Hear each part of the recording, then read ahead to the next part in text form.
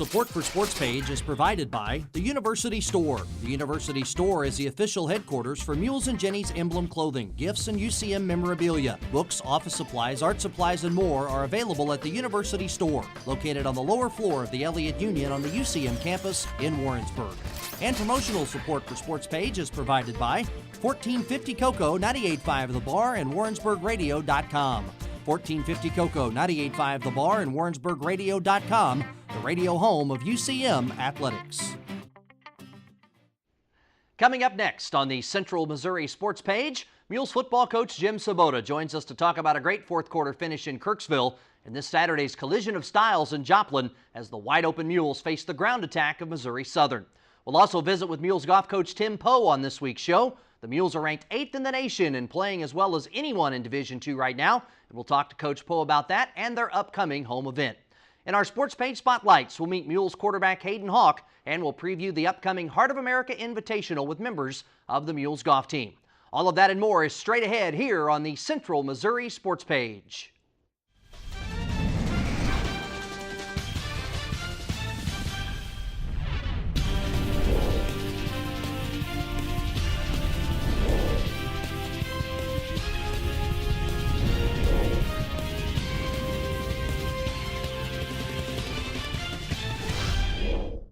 Hello again, everybody, and thanks for watching the University of Central Missouri Sports Page. I'm Shawn Jones, and joining me to kick off the show is Mules football coach Jim Svoboda. Coach Svoboda, welcome back. Hi, Shawn. 2 weeks in a row, 2 victories, 2 great fourth quarter finishes from your football team. How proud are you of the development of your team the last 2 weeks in the finish category? Very proud. You know, it's after the first 2 games, you know, it can challenge your belief and what you're doing and all that, and especially with how we lost those games. And so, you know, kids just kept slugging, and really proud of them. I mean, to play like they did down the stretch is what we've been, you know, working hard for. You know, folks may look at the stats from Truman and think, oh, those are pretty good, but in my 4 years now of covering your offense, I actually thought it was one of the better games your offense had played. You were balanced, you were outstanding on 3rd and 4th down, you were perfect in the red zone. You didn't have any turnovers. Efficient and effective, really the words to describe it. I think that's a great way to describe it, because if you watched closely during the game, they were milking the clock, and you know, their quarterback was literally turning around and watching the play clock, and they were, you know, ticking it down to as close to 0 as they could, so to try to keep the ball out of our hands. And that can be a little nerve-wracking. You know, you can kind of feel that sometimes in offense, like, well, you know, we finally got the ball back, now we got to score, and our kids really did it most of the time. We didn't punt many times. Well, in order to play the way you did in the fourth quarter, though, it really takes a tremendous performance from all 3 phases. And over a 9-minute and 42-second stretch in the fourth quarter, you got that. It was really tremendous. 24-0 run from the Mules over that stretch. Yeah, the third quarter got a little hairy. You know, they pulled within 4, and they kind of had some momentum going there, and you could kind of sense it with their kids. And you know, we had a big play on special teams that kind of turned the tide a little bit, and then our kids just jumped on it and ran with it. Defensively, your number ones only gave up 2 touchdowns in the game. One, a late touchdown late in the game. Really, when the game was in question, though, I thought the defense came up with some big stops when they needed to. They did, and that's a good way to say it, when they needed to. You know, they drove the ball. They got some first downs, and again, you know, some of that was by design. I think that people are starting to see the explosiveness that we have on offense and know that we can score pretty fast. So, you know, they were getting some first downs and keeping the ball out of our hands. We just, you know, in the first half, we didn't punt on offense, so we did play pretty efficiently. Well, last Saturday started out as a rainy one in Kirksville, but a little bit before kickoff, after warming up in the rain, the skies cleared, and we ended up having a nice night for football. The field was slick, but we had good conditions. Oh, it was really a nice night. You called it. You know, I quit looking at the Weather Channel about halfway through the week because it was frustrating me, but it turned out great. And the Mules get a takeaway on the first drive from Truman, a fumble. It was line ball that poked it away, recovered by Perlin, and then the Mules go 34 yards, capped off by that touchdown pass from Hayden Hawk to Ryan Reloy. Great way to start. Yeah, perfect start for the Mules in Kirksville, but we got an idea early in this game that the Bulldogs weren't going away, and there you see Jared Haffebeer with a nice catch and a first down for the Bulldogs, and they'll set up this field goal attempt from Derek Kuhn, and this one will be good. And field goal kickers will end up, ironically, being a story in this game the other way, but Truman bounces right back. But the shootout on here early as the Mules move the ball down the field. And this was a great drive, Coach. It ends up with a field goal, but this is 14 plays, 75 yards in 6 minutes. Yeah, and really mixed it up, and Hayden did a good job of spreading the ball around and checking it down when the deep balls weren't there. So it's 10-3 Mules at this point. Now the Bulldogs trying to answer, and there's a nice catch by Jared Greer, one of their outstanding receivers. He's one of the top receivers in Bulldog history. And Conrad Schottel finds him again, and he'll get into the end zone. And the game is on as the Bulldogs come back after that 17-yard pass from Schottel to Greer to tie it at 10.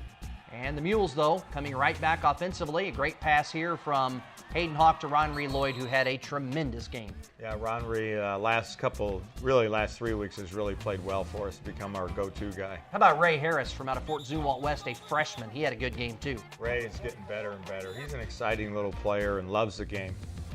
Here you see the Mules, Hayden Hawk rushing it into the end zone. I'm screaming up there, don't get hit, but he scored his second rushing touchdown. And the Mules come right back down on a 7-play, 70-yard drive, take a 17-10 lead. Running game was pretty good here. This is where you want to get Levance out in space.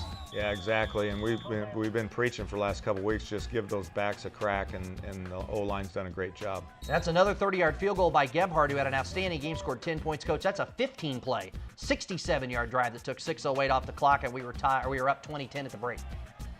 Yeah, we had a few penalties down there. It kept us from getting touchdowns, but we're scoring points, not coming away empty-handed. Speaking of coming away empty-handed, you talk about the Mules and Gebhardt, the 2 field goals, perfect on extra points. Truman had some struggles in that area. That was a big momentum shift in the football game. Yeah, when you come away without points after that drive, that's tough on their psyche. But the Bulldogs fighting through it as Tremaine Millender will plunge in from 2 to make it 20-16 late in the third quarter. A third quarter that was really strange. Not a lot of good things happening, to be honest, for the Mules. But it started right here with a bad snap over the head of punter Jacob Lamp. Slick field, Mules trying for the scoop and score. Most importantly, though, the Mules will get the safety, which turns out to be a better deal. We're going to score 10 points in this football game in a matter of about 2.5 minutes. Yeah, and they had a penalty on the ensuing kickoff, or after that play, and then, it gave us great field position. There was a ball that was tipped at the line, but Tristan McClellan fighting for it, the 6'4 junior from Tempe, Arizona. And now the Mules will hand it off. Great play call here to the fullback, Sean Gorman. That capped off that 50-yard drive after the safety and the free kick penalty. Mules go for 2 because of the score. That's Hayden Hawk to Tristan McClellan, and it is 30-16. That is a 10-point swing in 2 minutes and 45 seconds. Yeah, that's great. And you got a little breathing room there, and you can still have your whole menu of plays offensively, which is nice. And all of a sudden, a 2-play, 48-yard drive. Levance Taylor, his first touchdown of the season, extra point was good. It was 37-16, and at that point, you felt like we have survived this thing with a flurry of points. And how about Evan Campbell, the sophomore from Staley? He got an opportunity late against the ones from Truman, plunges it into the end zone for his first career touchdown. I was impressed with Evan Campbell. Love that kid. I don't know if it was fresh legs or what, but he's earned his way up to getting some playing time, and I think he's going to add another dimension to what we do offensively. Gebhardt's kick was good. It was 44-16, and the Bulldogs, though, they fight back. It was a 24-0 run in the fourth quarter. Till that point, they get a touchdown, so it turns out to be a 24-7 finish for the Mules. Best formation in football, victory formation there, as the Mules go on that 24-7 run in the fourth quarter to defeat the Truman State Bulldogs 44-23. It was the 7th straight win in the series for the Mules, the 12th in the last 13 years. Hayden Hawk was an amazing 27 for 30, passing 281 yards, 1 TD pass, 1 rushing TD. Levance Taylor rushed for 92 yards and a touchdown. Ron Lloyd, 9 catches, 156 yards and a touchdown. 3 of the 4 games he's gone over 100 receiving yards this season. Zach Gebhardt scored 10 points on 2 30-yard field goals and 4 extra points. Ryan Berry had 9 tackles to pace the D. The Mules now 2-2. They have won 2 straight. Coach Svoboda, before we move on, a lot of folks have asked me about Jordan Keeney. Your fullback suffered a serious leg injury in the football game. Obviously, we talked about it on the radio. We can't give a lot of specifics, but just let folks know how Jordan's doing. Well, he's doing fine. Unfortunately, the season's over, and there's a kid that's really worked hard and positioned himself to help this football team. So we're going to miss him as a kid, and we're going to miss his ability on the field for sure. And it was just one of those freaky injuries that unfortunately there's not that many season-ending injuries. He will be back, but tough deal, but he's handling it okay. One thing I don't ever take for granted, though, is the tremendous medical care we have here at UCM. Our trainer, Ron Dubuque, our team physicians out at Central Family Medicine, Dr. Glover, Dr. Hoke, that whole crew out there, and man, they were right on the scene. Jordan got the best medical care possible, so much so that he was back with his teammates on the sideline by the end of the game. Yeah, it was good. They were able to put his ankle back in place, which helped and got him back out there, and he gave us a lift. Our kids were playing hard for him. This week, you see a team unlike any other in the MIAA. In this day and age, it's in vogue to run the spread, wide open offensive attacks. But you look at Missouri Southern, they go old school. They run the triple option, which for fans out there is something Navy, Air Force, Fisher DeBerry really at Air Force launched it. Georgia Tech with Paul Johnson, the head coach there, they run a lot of triple option, couple of slot backs, a fullback, and then the three options. The quarterback can keep it, hand to the fullback, pull it out of his belly, run to the right or left, and pitch to the slot back. And then, of course, you can also play action and pass. So I know it's been a long week for Matt Jeter and the defense in preparation for an unusual scheme in this day and age. Yeah, it is. Fortunately, we played them last year, so it's the same scheme, so that helps. But it is a tedious, long week. It's assignment football. Kids really got to be disciplined. It's something you haven't seen to date, and you won't see for the rest of the season. And so it's a flurry of activity during the week. And the thing that I think is interesting about the triple option is the Lions run it well, 352 yards per game. That's third in the nation in rushing in Division II. But oftentimes in the triple option, you're not getting the big play. They're just taking it 3.4 yards per play. And that moves the sticks. Time of possession is big for them. I know it's not a stat you believe a whole lot in, but it's something that, to be honest, if they do it well, they can keep your offense off the field. Well, the key is, if you hammer it down the field like that and you end up with some kind of score, that's what makes it tough. So, ultimately our goal will be to keep them out of the end zone. They're gonna get some first downs. They're gonna move it. It's gonna be a little painful for our offensive guys to watch at times. But what you really got to guard against is their big plays really come if you miss an assignment in the run game and then their play action game. When you look at the other side of the field, too, on their defense, they've got a veteran D coordinator, Wally Ake, who's been everywhere. He's been at Clemson. He's been at Arkansas, to name a few. And they're going to run, I think, some 3-3 stack. I think they mix it up a lot. And I think from what I've been told and what I've read, very aggressive. A lot of blitzing coming your way. Going to have to be ready for that. Yeah, that's a characteristic of the defense. They have 3 down linemen, and they have 3 linebackers, and they have 5 defensive backs. And they literally can blitz any one of 5 guys or so, and normally they to add to their 3 defensive linemen, they bring 1 or 2 usually. So yeah, it keeps you on your toes. They mix it up in the back end. They do a good job, and it looks like their kids play with a lot of energy, play hard. It's fascinating that we look at last year's game, and you've taught us a lot about football in your tenure here. We had the football for 20 minutes. Southern had it for 40 minutes, and we won 35-10.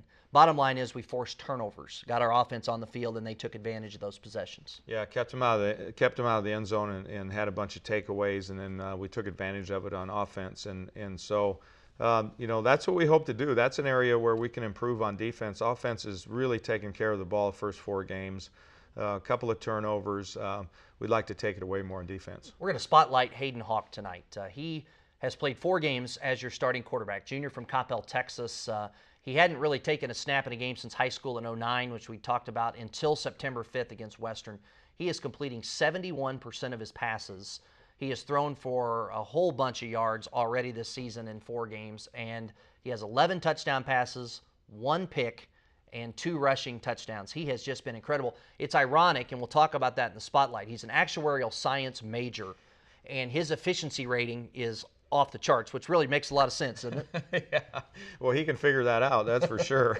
I let somebody else do that myself. But he's a joy to coach. He totally believes in what the Mules are doing. He came to us, when UNO shut their program down. He was a scholarship player there.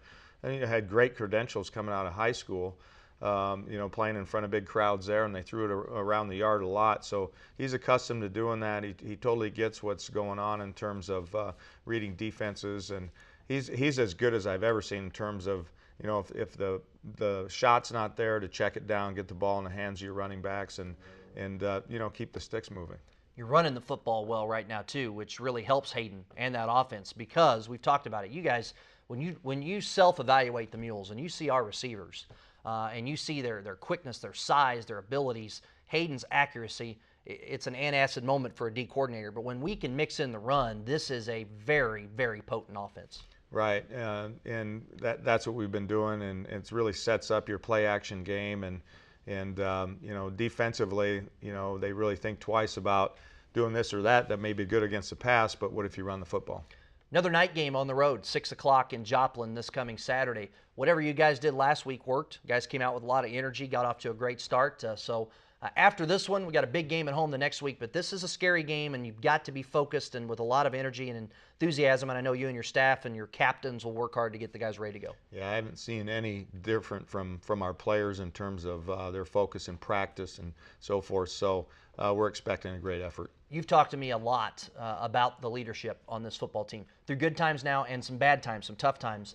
I know you really feel good about the captains and the leadership on this team. Yeah, they've been steadfast in what we've talked about, and you know, the philosophy of the program, and just you know, the focus and energy they bring to practice is really where it's at. I mean, it's in your preparation, and if you don't have good leaders, you're not going to prepare well.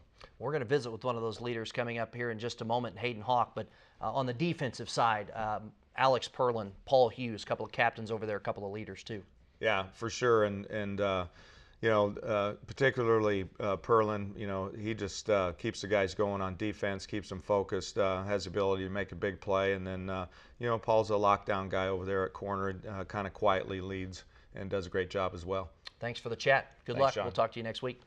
Coming up next, we'll shine the student-athlete spotlight on Mules junior quarterback Hayden Hawk, the Cowboy from Coppell, Texas. That's on the other side of this break right here on the Central Missouri Sports Page.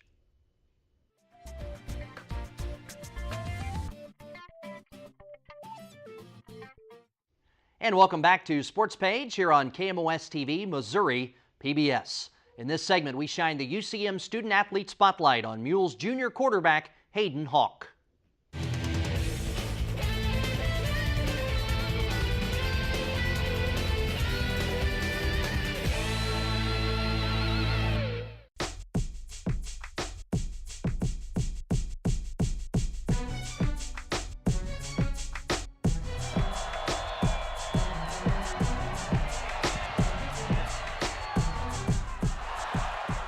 Well, I was actually born in Dallas, Texas, and I was born October 10th. So the first weekend I was born was actually a Texas OU weekend, and my dad used to coach at OU. So I was kind of right from the start was kind of engulfed in the football, and then living in Texas, high school football and youth football is a big thing there. So I was just kind of into it once I was born. My father was a strength coach at Oklahoma and A&M, so he kind of had that football background, and then also my grandfather was a NFL referee for a couple years, so I mean there was football in my family everywhere I looked. Well, coming out of high school, I kind of have an interesting story. I went to UNO first, Nebraska Omaha, redshirted there, and then they decided to cut the program after the first year. So from there I was kind of looking around, getting recruited all over again was kind of a weird thing. Got in touch with Lamberson, who actually out of high school, he was recruiting me to a different school, so I got back in touch with him when he was here. Came down on a visit, met all the coaches, met Coach Svoboda, saw the offense they were running and just loved it. This year I just feel like we're more of a family. I feel like the offense and defense mesh a lot better. We aren't necessarily like arguing during the game or kind of like, oh, the defense isn't doing well, like it's their fault, stuff like that. We're more of one group, one unity. Not really. The only thing that's really changed is kind of personnel.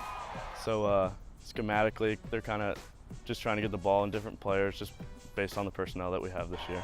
Outside of football and outside of schoolwork, really, I just kind of hang out with the guys on the team. We'll watch movies, kind of have a movie night. This summer, me and a bunch of the guys on the team would go golfing every week, so just kind of relax and hang out with the guys. That's one of the main reasons why I came here is just the kind of the family aspect of our team. You can go in the coach's office and just talk to the coaches about anything. It doesn't have to be football, it can be life, school, girls, just doesn't matter. I have personal goals, but I kind of have those stashed away somewhere. I don't really make them public, just kind of a personal thing. I'm more focused on team goals and kind of accomplishing those first. I'm not really superstitious before a game or anything. I just kind of like to relax. I just kind of like to think that I've prepared during the week and I don't really have to think while I'm playing the game. Just kind of relax and hang loose. Right now I'm majoring in actuarial science and statistics and doubling in economics. So with that I could go into the insurance field or financial management, but I've also been thinking about coaching a lot too. During practice we really focus on speed. We try and go really fast during practice, get as many plays as we can. And that atmosphere kind of makes the games, it slows down during games. So, I mean, during games you can think a lot better and stuff like that because you're not rushing around and stuff. Expectation, it's always national championship, conference championship, undefeated season, kind of in that order, I guess. After losing the first 2 weeks, kind of backed us into a corner, so we got to win out to have a chance at the playoffs, so then we can still accomplish all our goals. Being team captain is kind of a cool thing. It's player voted, so it really means a lot that the team kind of looks at me in that aspect. Being a team captain just means when things maybe aren't going well during a game, or if practice is kind of dragging on or something like that, the eyes of the team are kind of on you, so you got to pick up the guys sometimes and just be a good leader.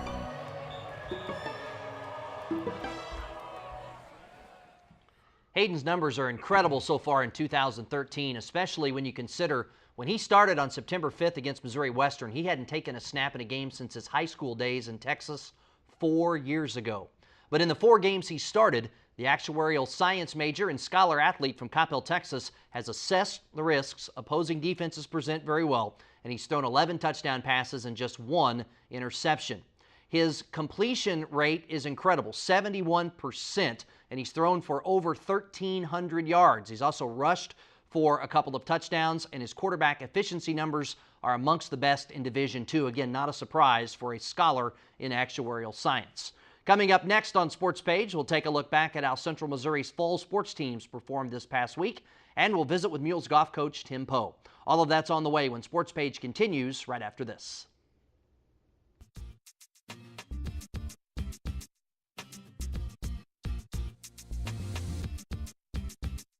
And once again, thanks for watching Sportspage here on KMOS-TV. Coming up in just a moment, we'll visit with Mules golf coach Tim Poe. But first, let's take a look at how the Mules and Jennies performed this past week. And it was a good week for UCM. The Jennies volleyball team remained undefeated on the season with 2 wins this past week. The Jennies defeated Missouri Western 3-0 last Friday night at Dr. Peggy Martin Court at the Multi. Annie Riley had 3 service aces and 15 digs. The sophomore from Overland Park, Kansas, was named the MIAA Specialist of the Week. Wednesday night, the Jennies stepped out of MIAA play with a trip to Rolla to take on Missouri S&T. The Jennies blanked the Miners 3-0. Taylor Goodness and Carly Soika each had 17 kills. The Jennies are now 15-0. They are 4-0 in the MIAA. The Jennies moved up 1 spot in the ABCA Division II Top 25 this week, checking in at number 4 in the national poll.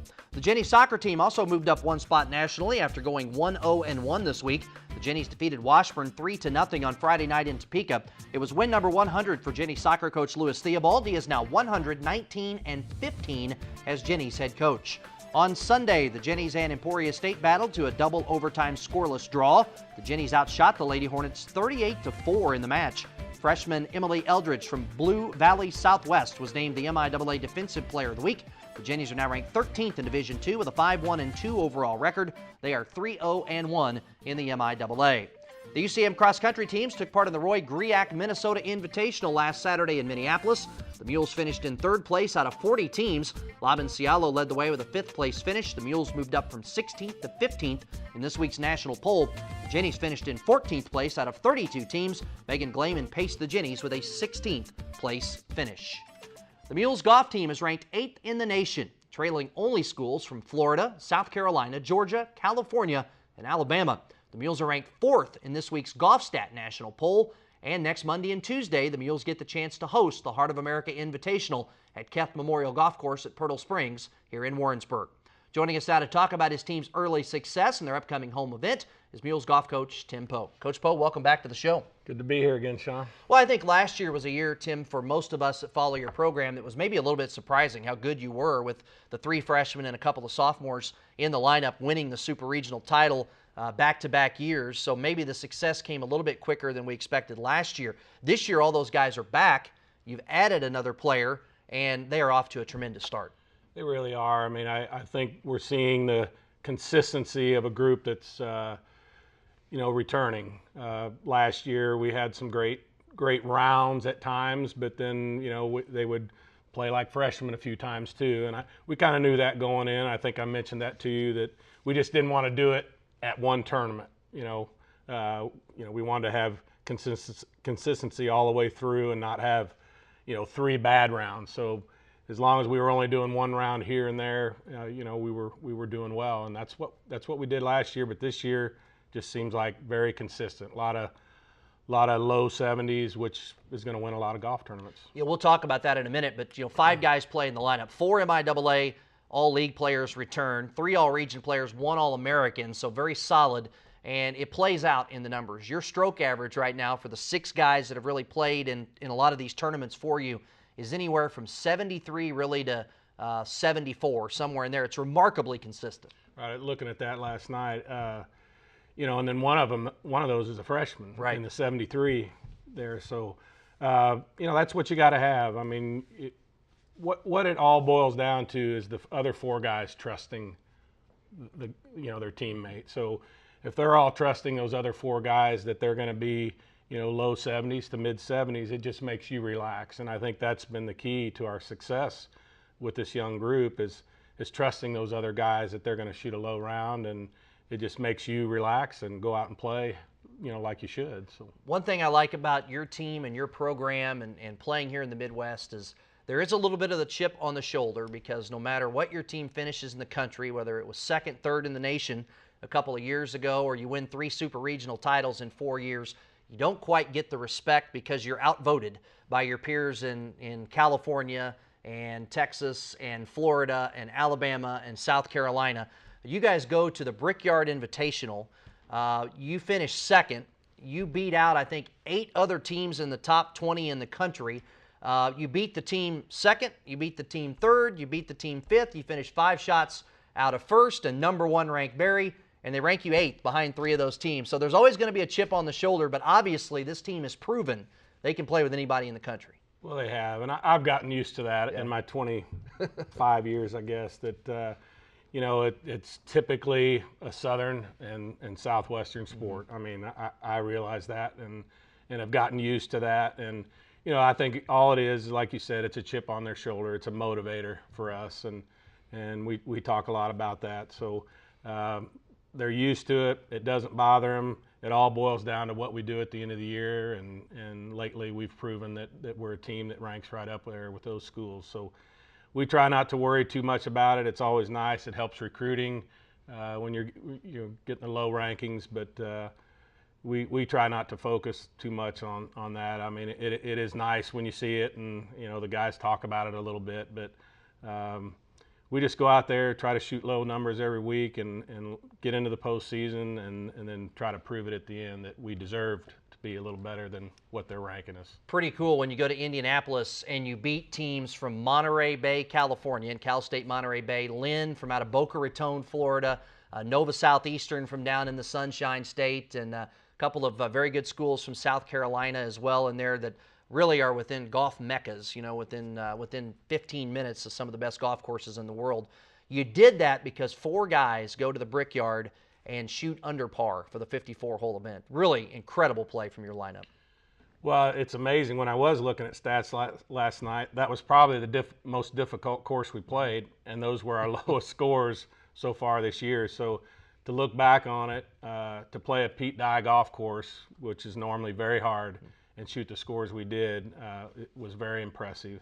What a lot of people don't realize, with Robbie getting hurt, he had to pull out of that final round. So we played the last, 2/3 of that round without our All-American. So to still shoot a good score like we did on that final day with 4 players, and them all knowing their scores were going to count, was probably what was most impressive about that whole deal, is shooting as good as they did with just 4 players there at the end. And then 1 week later, you go to Tulsa for the Northeastern State Classic. 16 teams in that event. You win it. You finish 8 shots ahead of the host school, Northeastern State, which is a good program. And that was a grind-it-out type of tournament. I know it was very windy down there, and your guys really just bested everybody else because of their talent and their toughness. It is. That golf course fairly new golf course, but very tough in the wind. Not a lot of protection. They have a area on that course they call Amen Corner. They cross the road and go into timber, and there's 4 holes over there that's very tight, timber lined, and then you come back on the other side of the road, and it's a links style golf course. So you don't get a lot of protection from the wind, and our guys, again, just played very smart golf, fairways and greens, get your par and get on out of there. And we knew that if the wind picked up that the scores were going to be a little higher, and they were. The scores were higher, but our guys ground very well that week. And, that's, as a coach in golf, that's what you want out of your players. When conditions get a little tough, them grinding it out and not quitting, and because you just never know what can happen. Something like what happened to Robbie, a guy get hurt. I mean, you just got to keep going. So just proud of the way all 5 of them hung in there and ground that tournament out. Well, we knew that the team had this, again, with the 4 starters really returning off of the team last year that won the Super Regional and advanced to the NCAA tournament. So you knew that the group was intact. You added a special player in freshman Alex Springer, who, just like the guys last year, just burst onto the scene, ready to go and be an outstanding player in this program. And then I think going out and doing what you did in Indianapolis, beating number 2, number 3, and number 5, it seems like that just took this team to a higher level. Well, golf is a game of confidence. And when you have that trust and confidence, you're usually going to play pretty well. And I think that is shown with everybody that our scores are staying consistent. And again, it's going back to that trust factor. I think if everyone is and we have 6 or 7 guys, I think any one of could work into our lineup, and I think they all trust each other again, and it's showing. But the confidence, beating teams like we did, having a chance to beat the defending national champions, I mean, it just proves that we belong there. So. As Coach Poe and I continue to visit, we'll look back at some practice footage from earlier this week out at Keth Memorial Golf Course at Pirtle Springs. And the big story, I guess, second year in a row that you've had freshmen step in right away. We mentioned Alex from Olathe East. Did you expect him to be this good right away, to step into this team with so many guys coming back and contribute? Well, I mean, when you're recruiting these kids, you're looking a lot at scores, and you're out watching them play, and I knew he had the talent. I knew he was good enough to do that, but doing it is, it's another thing. And for him to come into this veteran group, returners, and do what he's done is very impressive. I like the way he plays. He's a very patient player, has a very even keel about him, no highs and lows, just does his business. And he's very mature, I think, for his age. His golfing knowledge is way up there for a young guy. How about having seasoned veterans when you're a head coach that are sophomores? Robbie Huey, Travis Mays, Teddy Jones, they've been so important so quickly in their UCM careers and accomplished so much. It seems like they've been here forever, and the good news is they're just in their second year. Well, that was something that I really had to get used to last year. Cy was our veteran, and he was a sophomore, and I've talked a lot to him about that. Usually you're not talking to a sophomore about his leadership role and what he can do for the team, but we've had to do that, and we do have other players. The Mason Good, Kyle Bruner, Brody Wausau they're senior. There's Mason there hitting the ball, but those guys, even though they haven't been traveling, they've given us a lot of leadership vocally, and have put a lot of pressure on these guys when we qualify. I mean, that's something that I get asked a lot. Our roster's bigger than a lot of teams, and people want to know why. And well, when we have our own golf course like we do, we can afford to do that. But I think it always puts a lot more pressure. If you only have 7, 8 guys, you got one sick or one hurt, you only have 5 or 6 that can play, there's not that much pressure in qualifying. When you have 16, there's always pressure. There's always someone looking, back over your shoulder to put that heat on you. Yeah, you got some very good young players, and the sign of a successful program is when you have guys that don't make your lineup that could make it probably most of the lineups within the league, but they want to be a part of this program and this tradition. So let's go to the other side, talk about the veterans. Cy Moritz, again, seems the old man of the group. He's a junior. He's already been all-conference, all-region, and all-American in his career. And Sam Migdal really came along last year and is having a solid season for you this year as well. He was all-league a year ago. Right. Sam, I knew he had the talent. He was just very frustrated his first year here. He had to sit a year with the 4-4 transfer. And I knew he would be a kid when he came in here that would definitely put the pressure on. Very, very solid ball striker. Has been working on his putting, and I think he's putting better, which is showing in his scores. But very, very solid player. But Cy, his leadership, he's as you know, he's not a boisterous type kid. He's very quiet, leads with example. I like that. He shows up for practice, works very hard, and I think a lot of guys just follow him, and he's just a grinder on the range and in practice, and usually won't leave till it's right, and I think that's we're seeing that with these young guys. They follow him, and he's proven himself being an All-American and an All-Region twice now. That that's what it takes.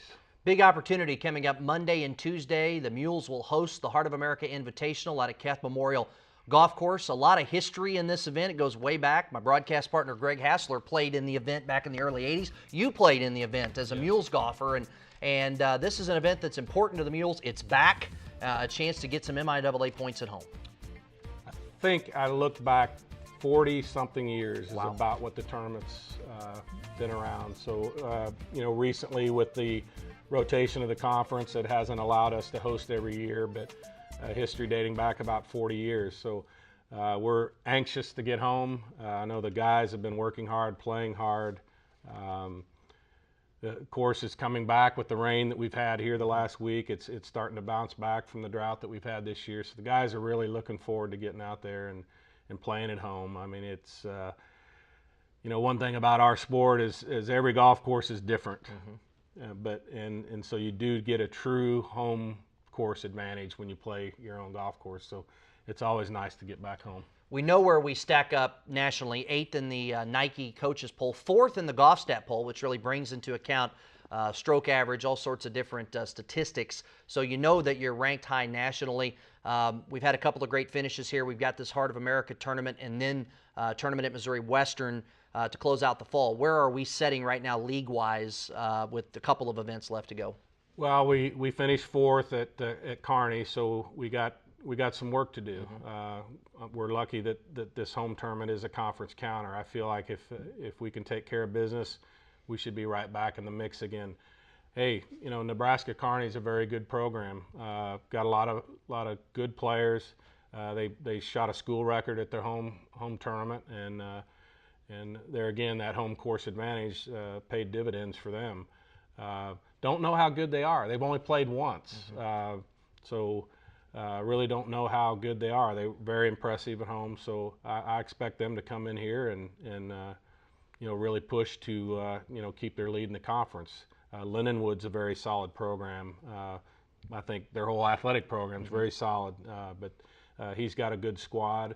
And Fort Hays played very well. They beat us by a couple out there at Kearney also. But I look for Kearney, Lindenwood, and then you never count out Central Oak. Right. They're always very solid. And Scott Varner's team down at Northeastern, always very good. So, I feel like we're one of the top teams. I really haven't figured out Kearney yet. We'll see. This will be their second tournament, and away from home, we'll see really how good they are. But I feel like if we take care of business, we'll be right back where we need to be, and then we'll be at Central Oak next spring for our final conference counter, and then over at Albemarle for the conference tournament. Tim, in about 20 seconds, we always believed how good the league was. It was for many years. It is so much tougher now than it used to be. It's not even the same conference, and it's just unreal, all these great teams now. Well, it is. I would say of the 12 schools, there is any one of 7 that could vie for the MIAA title. I think probably, it would take 3 or 4 of them in that 7-6-5 that would really have to play exceptional. They'd have to have their 4 and 5 guys really playing exceptional. But I think right now, I think there's any one of five that could win the MIAA, and years ago it was 2 or 3. Mm-hmm. Yeah, it's a lot tougher. Thanks for the chat. Great start so far. Have fun hosting the event. Folks can come out and watch too. Definitely, yeah. We'd love to have a big crowd out there. It's free, no charge. Going to see some great golf. 20 teams, one of the biggest we've ever had. So come out and see us. We start at 8 on Monday. It'll be 36 holes. Be out there all day, and then tee time on Tuesday starting at 8. All right, folks, you heard it there. Come out and check out the Mules Monday and Tuesday. Heart of America Invitational. The Mules ranked 8th in one poll, 4th in the other, playing some of the best golf in D2. In just a moment, we're going to visit with student athletes from the nationally ranked Mules golf team about that upcoming Heart of America Invitational and their season as a whole. That's next right here on KMOS-TV.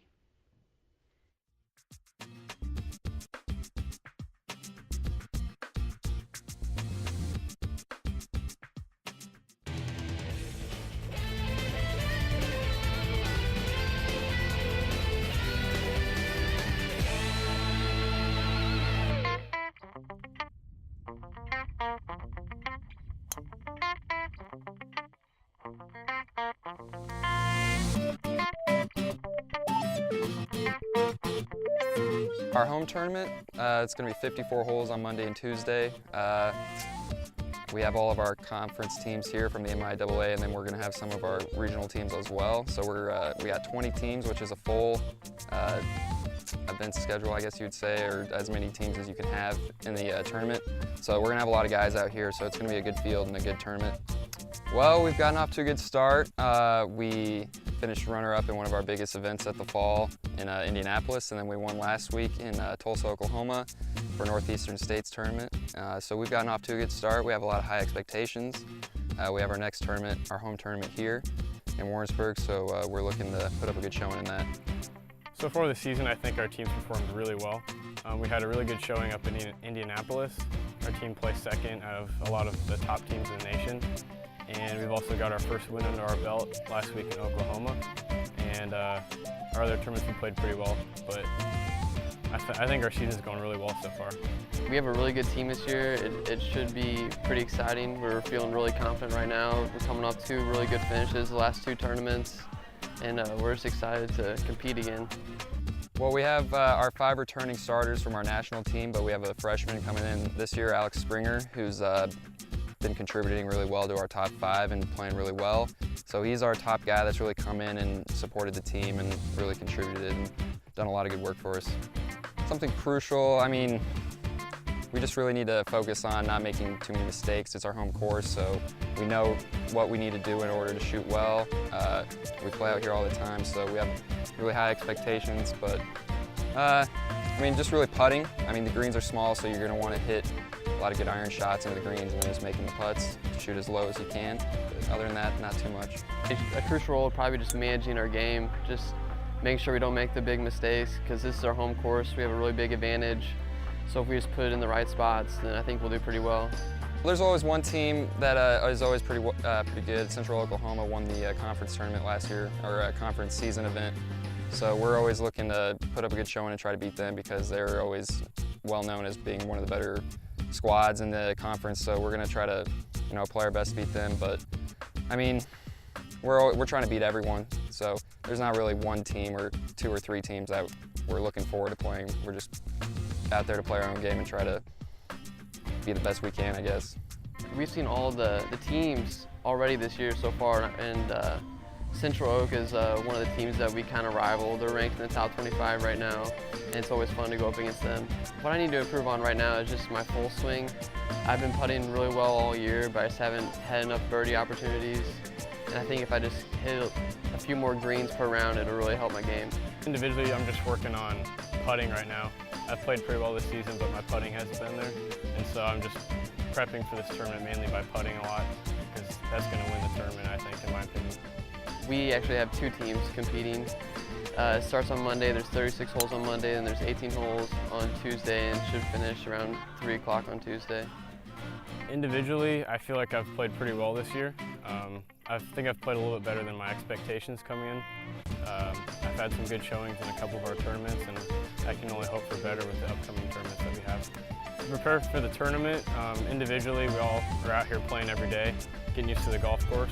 There's some areas on the golf course that you kind of just need some course knowledge, and I think being hosting school will have a little bit of a upper hand on the other schools because you need to know a few things on the golf course, but we're all just going to be out here playing every day, just getting the hang of the golf course. We like fans coming out and supporting us, so anybody who wants to come out to Pirtle Springs Monday, Tuesday and support the Mules Golf team, that'd be awesome. But I mean, the weather's going to be great, so why not come out and enjoy it? Enjoy the weather, see some golf.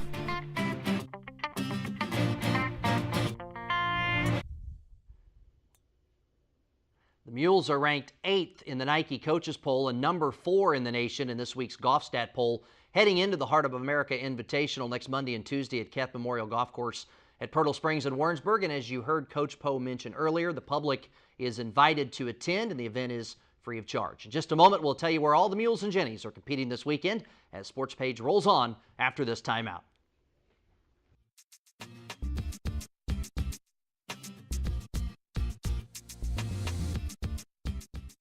For one final time this week, welcome back to Sportspage. Before we put the finishing touches on this week's show, let's run down our upcoming schedule of events as always so you know where to follow the Mules and Jennies.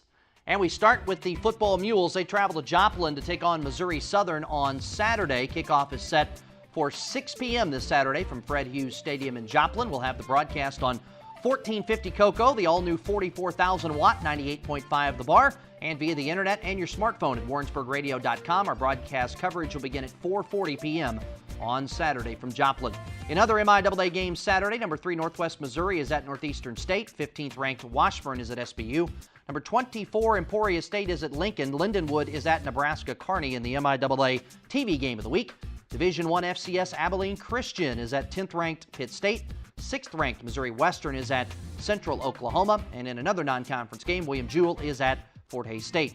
The 13th ranked Jenny soccer team takes on Southwest Baptist Friday at 4 o'clock in Bolivar. On Sunday, the Jennies host East Central University from out of Enid, Oklahoma. That'll be at 1 p.m. on Sunday out at the South Recreation Complex here in Warrensburg. The 4th ranked Jennies volleyball team hosts Central Oklahoma Friday night at 6 p.m. on Dr. Peggy Martin Court at the Multi. Take note, that is a 6 p.m. first serve on Friday here in Warrensburg. Saturday, the Jennies will host Pittsburgh State at 3 p.m. at Dr. Peggy Martin Court. Pay-per-view webcasts produced by the student-run UCM Media Network are available for both matches at UCMathletics.com. The 8th ranked or 4th ranked Mules Golf team, depending on which poll you look at, they return to action Monday and Tuesday, hosting the Heart of America Invitational at Keth Memorial Golf Course. Action will get underway on Monday morning, run through Tuesday. The public is invited to attend. Admission is free of charge. The UCM cross-country teams are idle this weekend. Next Saturday, they travel to Fayette for the Central Methodist Invitational. The Mules are ranked 15th in the country. And the Jennies golf team returns to action Monday and Tuesday at the Central Oklahoma Classic in Edmond, Oklahoma. And that puts the wraps on another edition of the Central Missouri Sports Page. We hope you enjoyed the show, and we invite you to tune in again next week to learn more on the UCM Mules and Jennies. In the meantime, visit UCMathletics.com to stay up to date on Central Missouri Mules and Jenny sports. Until then, for our entire outstanding crew, this is Shawn Jones saying thanks for watching the Central Missouri Sports Page here on KMOS-TV, Missouri PBS.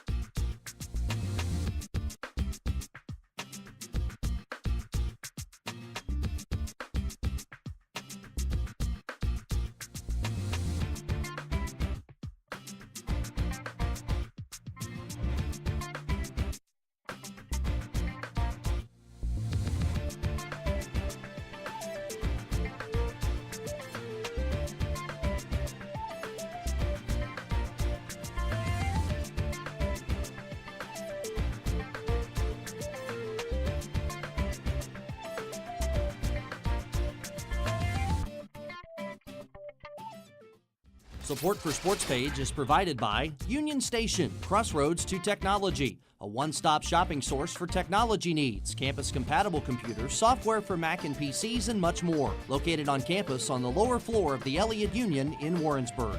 Union Station, crossroads to technology.